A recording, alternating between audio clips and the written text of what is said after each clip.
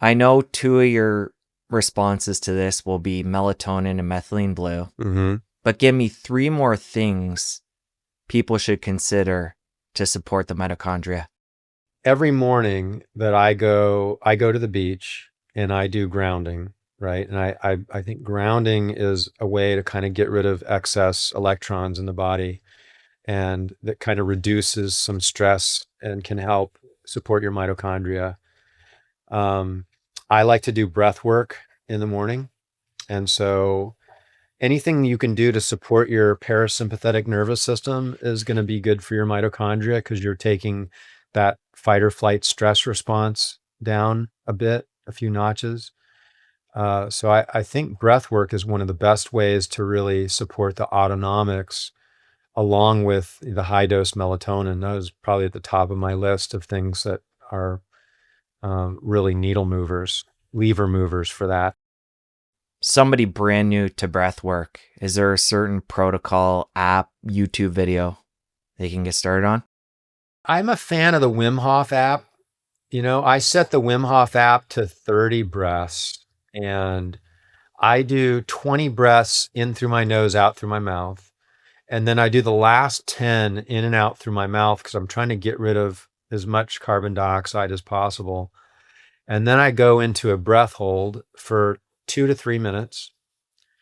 And after the breath hold, I inhale fully and sip and really expand my lung cage, and I'll do a twist. I learned this from Stig Severinsen, he held his breath for like 22 minutes. He's got a bunch of world records.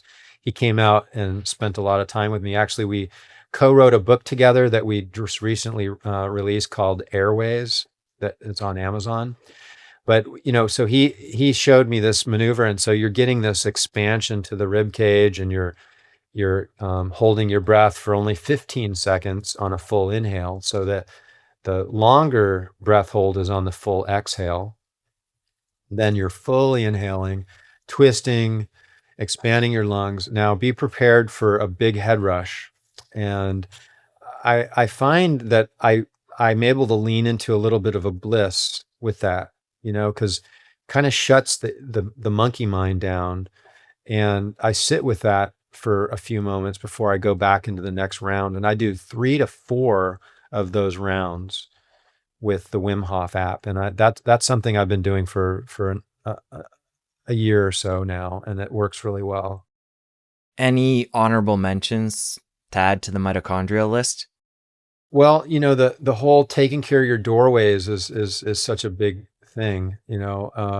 Minimizing inflammation is really at the key. So we're looking at a lot of these things like saunas we talked about before. That those are going to lower inflammation. They're going to help with detox, which is going to indirectly help your mitochondria. The red and the near infrared light is going to activate melatonin, which is going to then support your mitochondria. Hyperbaric oxygen is another really good support for the mitochondria. You can breathe CO2. We have a device that we sell at mitozen.com called the CarboxyZen, and you hook it to a CO2 container, and you're breathing CO2. And what happens is your CO2 sensors, which by the way, it's in the blue spot, the locus coeruleus has got your CO2 sensor. So when you're holding your breath and you start getting that panic feeling, that's basically your locus coeruleus dumping norepinephrine, that creating a bit of a fight or flight. But what happens is that sensor is too sensitive. And if we can change that to make it so it's not so sensitive, our body relaxes a lot more. And CO2 is a vasodilator. So a lot of times we overbreathe, and we overbreathe our CO2. And so then we have a lot of vasoconstriction. So this is another way to look at nitric oxide, because nitric oxide and CO2 have some similarities there. But you can really enhance your circulation by slowing down your breath and actually accepting a higher level of CO2 in your blood. And you can do that by actually doing breathing with CO2. And you can also do it with what I'm doing in the morning, is I'm doing this extended breath holding, which helps to reset it. And so these things can also be very beneficial to the mitochondria.